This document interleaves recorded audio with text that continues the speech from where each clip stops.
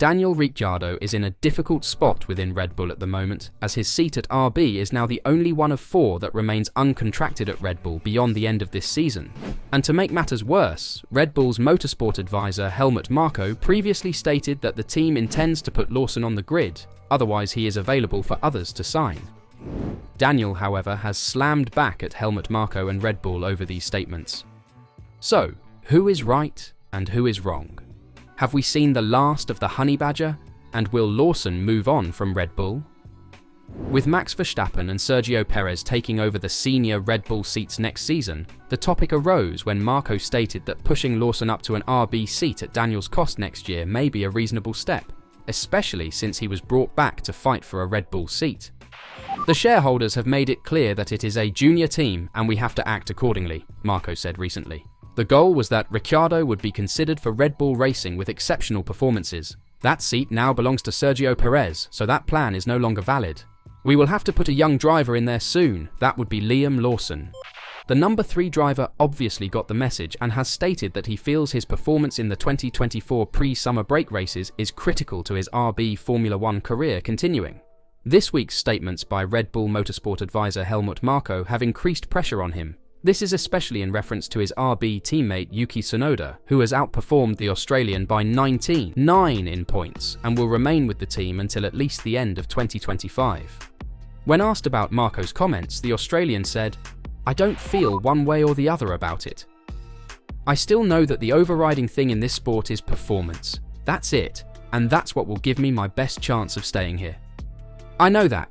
It's not going to be my smile or anything else. It's the on-track stuff. So, I've obviously got a good opportunity. Obviously, I say until the summer break. I don't think that's a deadline. But that's what you look at for the first half of the season. I'll try to do what I can and obviously help my cause." The fresh suspicion over his place inside the Red Bull fold comes after the team's dismal performance with new enhancements to the 2024 car at the Spanish Grand Prix last weekend, when he finished 15th and Tsunoda finished 19th. "I look back at Barcelona and it's hard to get excited about a 15th, but I actually was really happy with my race," he said. So, I would say it's at least now 2 better weekends in a row after he was 8th, with Tsunoda out of the points having qualified 5th in Canada. "I think that's what I've certainly had trouble doing this year, having a kind of string of good results.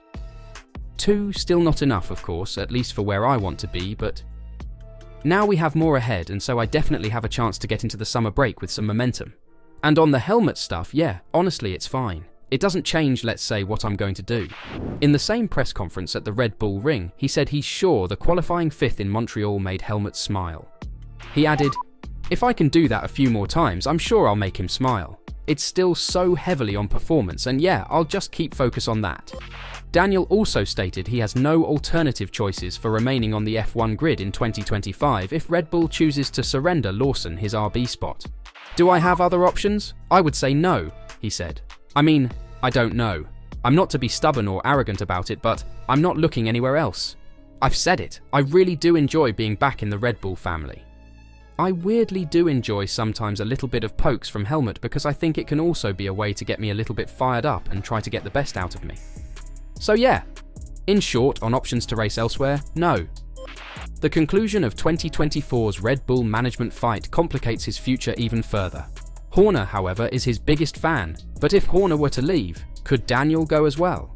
His comeback has been fully assisted by Horner and Red Bull, the organisation with whom he spent so many years, choosing to take a bet on rebuilding him after McLaren opted not to continue with the Australian.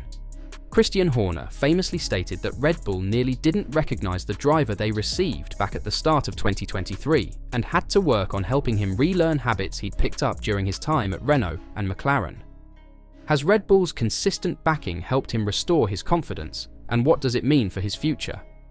For me as a person, but also as a competitor, that's been so helpful, because where I certainly started to lose some belief in myself, to have it from them kind of gave me that edge back again. I was extremely appreciative of that, he explained. It did make me think about everything that brought me to this point. You go through life, whether it's business or just life. You learn, you grow, you learn through experience. How much does he regret his decision to leave Red Bull at the end of 2018? "It's not that I look back and have regrets," he said, But yeah, I just look back and I understand, okay, this happened for this, and yeah, I chose that at the time. But I know why I made that decision. If I thought what I thought now, would I have made a different decision? Probably. It doesn't mean I regret that decision at the time, that was just where my head was at. So you could just go through it like, there's a big understanding process through it all. But I'm very appreciative of the support they've given me. It's not because, oh, they just like me as a person. That's what I also had to kind of tell myself. It's not just because I'm nice, and I'm good to the media, and I help the brand or whatever. It's because they know I've still got the pace. I showed it many years ago with them, and they believe I can still do it. So if they believe I can do it, then I do too. But has a racing driver's ultimate dream, becoming a world champion, passed him by? Without getting a front-running seat, the dream is unlikely. So how does a driver reconcile that reality with their own aspirations and dreams? I think the ultimate goal is still that. I mean, who wouldn't love to be a world champion? He said. I think just through going through this stage now. In 2022, I did think there were some races where I jumped out of the car after the race and I was like, maybe I'm never coming back to this track. Maybe this is it. This is the last. Just being back, there's an element that I'm just very grateful to have a second chance, but it doesn't change. As grateful as I am, I would still love to be world champion. I still want to win races and find those highs again, because that's why we do it. But yeah, look, getting 4th place with this team felt like a win. So if my career were to end with this team but I was able to pull on a string of 4th places, would I be happy? Yeah, I'd be happy. Is it ticking that ultimate box for me? It isn't. But I could still walk away with my head held high.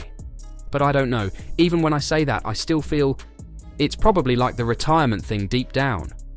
I believed it wouldn't happen, so when I say that, I think I'd still be okay, but deep down, I feel like there are still some things ahead for me.